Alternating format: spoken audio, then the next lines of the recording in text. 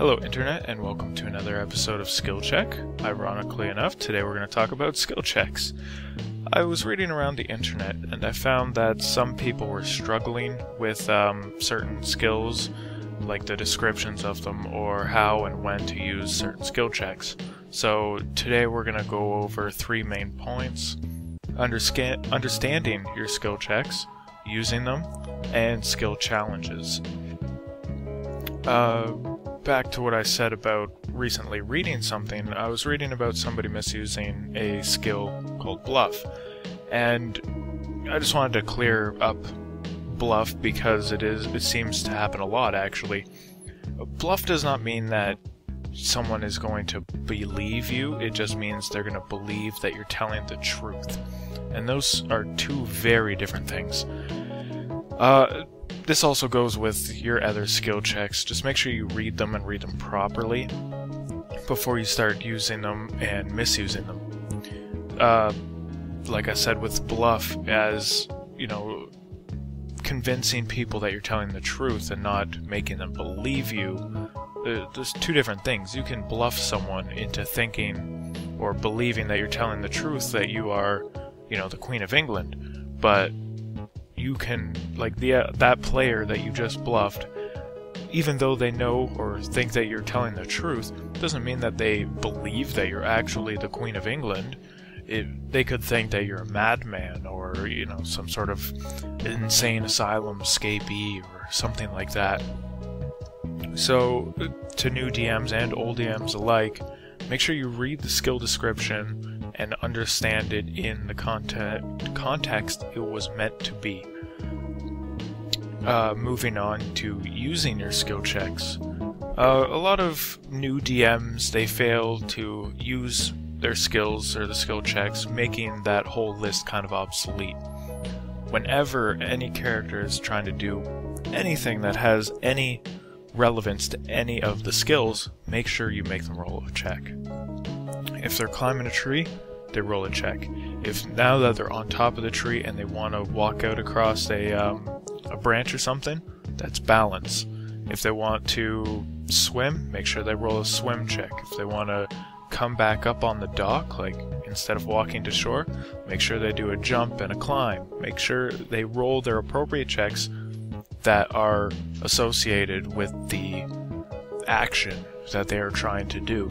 This will make your characters feel like, or your players rather, feel like they're doing something other than just listen to you drone on and on about a story. It'll make them feel like they're actually playing a game, and that the things that they do will have an impact. If they're trying to, you know, they want to swim up to a dock and they want to stealthily, you know, get up onto that dock because there are guards, say, around a warehouse, well, now they have to do a swim check, and then a jump to grab onto the dock, a climb to get up, then they have to do a move silently. And make sure, this whole time, you, as the DM, are rolling for the enemies.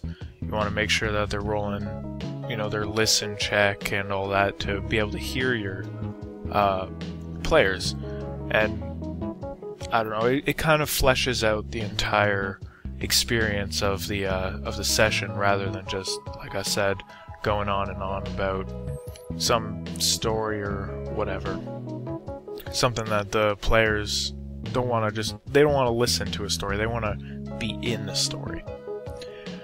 And speaking of chaining multiple skills together, you can also do skill challenges. Similar to puzzles and whatnot, making them figure something out, but instead of using their minds, they have to make sure that they had their points allocated properly in order, or into the appropriate skills, in order to pass a skill challenge of, you know, whatever difficulty you set. For instance, I had my party flee through the woods because they were improperly geared towards the encounter I had set up. And I had done this, you know, purposefully in order for them to experience a skill challenge and just kind of getting all the rough bearings of the session. This was early on in the campaign. This way they would kind of, you know, understand the types of things that were coming for them. And a skill challenge I mean, I've seen it done multiple ways. In 4th edition, it's simply, you know, roll 3 passes before 3 fails or whatever in like a single DC, and you just keep rolling 3 dice, and if you get it, woohoo, you win.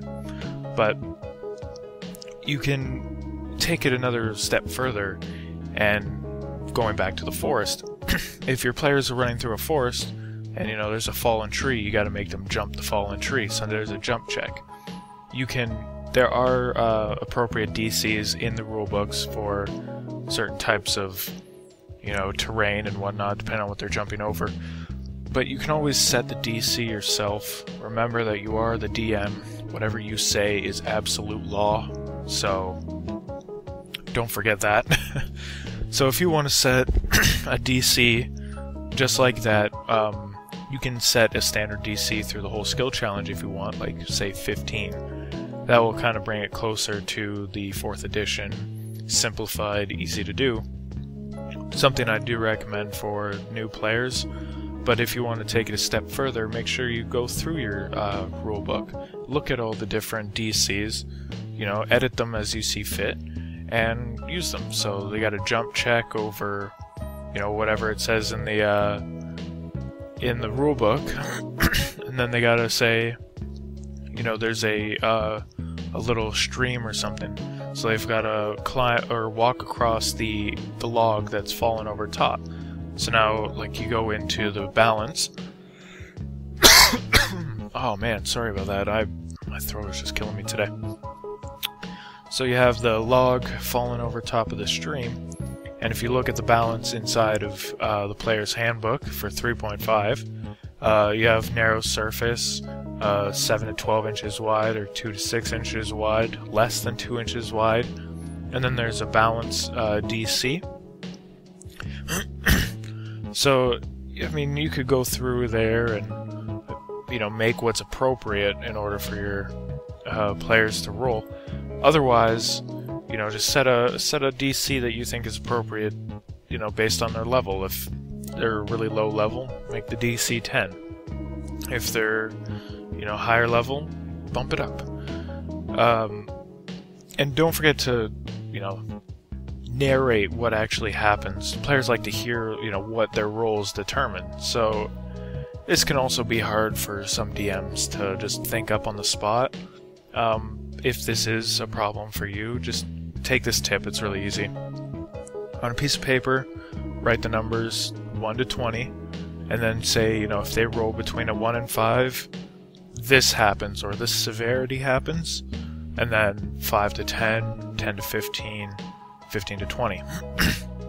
And just kind of write little cues or prompts depending on what they're doing. So if they fail the walk across the log, you know, they trip and slip into the water or something, and if they didn't fail it by much, they just fall in the river, and you know, now their attackers or the people who are pursuing them, they kind of catch up a little bit, and you're falling behind the group, and I don't know, maybe you want to make them roll something else to try and catch back up to the group. Or if it's really severe and they super fail the balance, maybe they fall into the river and, you know, knock their head on a rock and take a damage or something.